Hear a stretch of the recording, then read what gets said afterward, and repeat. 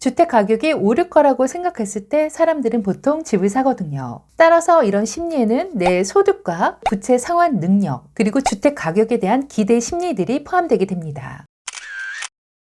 안녕하세요. 집 보여주는 여자입니다. 저번 시간에는 여러 가지 부동산 주요 지표들을 확인할 수 있는 빅데이터 사이트들을 소개시켜 드렸다가 하면, 이번에는 부동산과 관련해 심리 지표들을 살펴볼 수 있는 사이트를 소개시켜 드릴까 해요.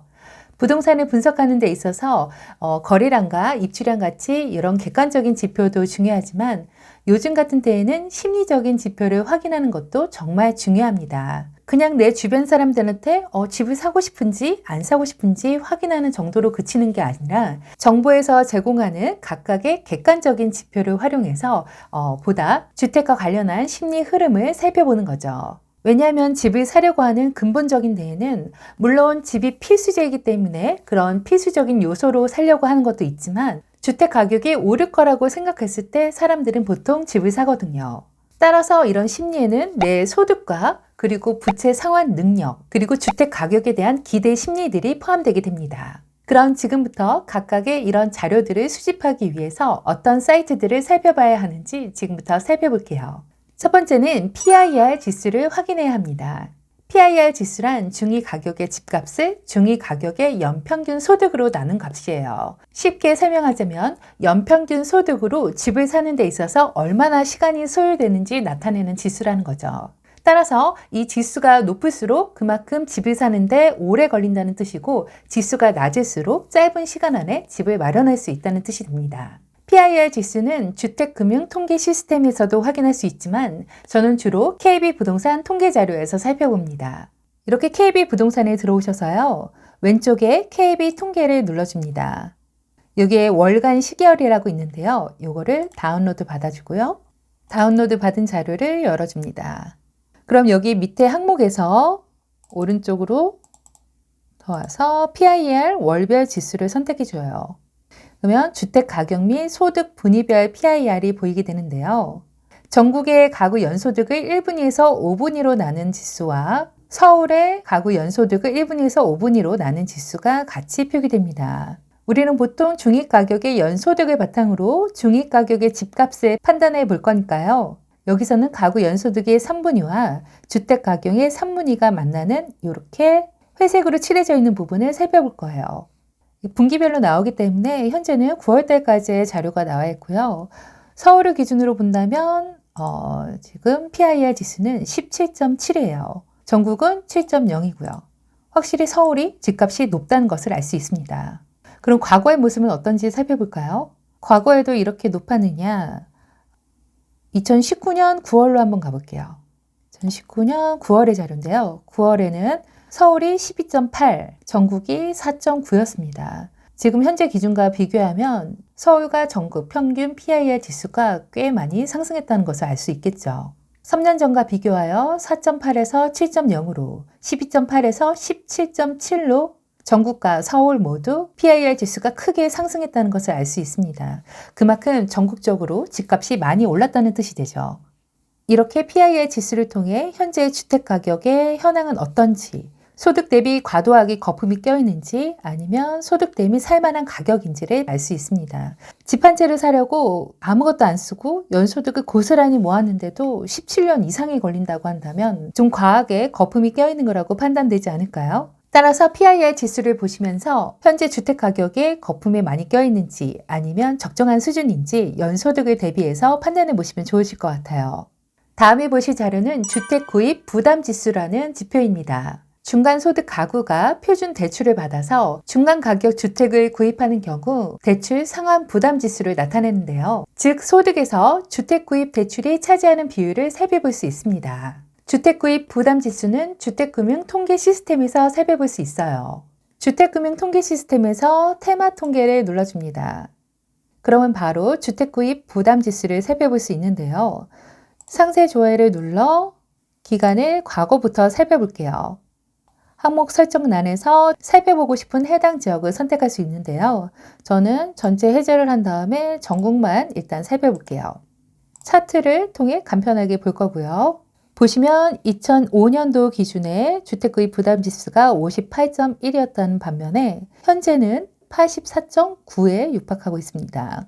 과거 지금처럼 주택 가격이 많이 떨어졌던 2013년도, 14년도, 16년도까지 주택 구입 부담 지수를 보시면 평균 한 50 정도가 됐었죠. 근데 거기에 비해서 현재가 84.9니까 거의 1.5배 상승한 수치라고 볼 수 있어요. 이를 비교해 봤을 때 현재는 주택 구입을 하기에 주택 가격도 많이 올랐고 높은 금리 때문에 대출 이자도 증가하면서 주택 구입에 대한 부담이 상당히 높아졌다는 것을 알 수 있겠고요. 향후 주택 가격이 좀 더 내려오고 금리 인상도 멈춘다고 한다면 이 주택 구입 부담 지수도 줄어들게 될 텐데요. 그 시점을 한번 잘 살펴보시면서 매수 타이밍을 살펴보시면 좋으실 것 같아요. 다만 이 PIR 지수와 주택가격 부담 지수는 분기별로 발표하기 때문에 좀 반영이 느린 편이 있어요. 그렇기 때문에 그런 추세, 변해가는 PIR 지수의 흐름, 주택가격 부담 지수의 흐름을 살펴보면서 PIR 지수도 떨어지고 주택가격 부담 지수도 떨어지고 있다 하시면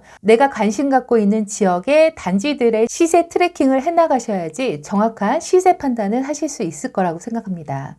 다음에 보실 자료는 주택가격 전망 CSI라는 지표인데요. 이 지수는 소비자의 경제 상황에 대한 인식을 조사한 자료예요. 현재와 비교하여 1년 후에 주택가격에 대한 전망에 대해 주택가격이 상승할 거라고 응답한 가구가 더 많을 때에는 지수가 100을 넘게 되고요. 그 반대의 경우에는 100 이하가 됩니다. 따라서 지수가 100이 넘으면 주택을 사고 싶은 사람이 더 많다는 것이고 100 이하면 주택을 팔고 싶은 사람이 더 많다는 뜻으로 해석될 수 있습니다.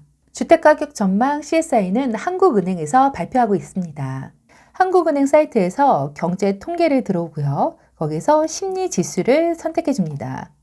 그러면 왼쪽에 소비자 동향조사라고 있어요. 여기에서 최근 항목을 선택해 주고 또 CSI 코드가 여러 가지 항목별로 나열되어 있는데요. 우리는 주택 가격에 대해서 볼 거니까 쭉 내려와서 주택 가격 전망 CSI를 선택합니다. 그리고 우리는 성별, 연령별, 직업별 전체를 볼 거기 때문에 전체를 선택해주고 목록에 추가합니다. 그리고 선택한 목록 조회를 해요. 선택한 자료를 차트를 통해 볼 거고요. 이렇게 차트를 선택해 주시면 한 줄로 지표가 나타나게 됩니다. 보시면 2020년도부터 2021년도에는 지수가 전체적으로 100을 넘었어요. 이때는 향후 주택 가격이 상승할 거라고 응답한 가구가 훨씬 많았다는 뜻이고요. 반면에 2022년도 6월부터는 지수 100 이하로 꾸준히 내려와서 현재는 61에 머무는데요. 이는 주택 가격이 앞으로 하락할 것이라는 응답이 훨씬 더 많다는 뜻입니다.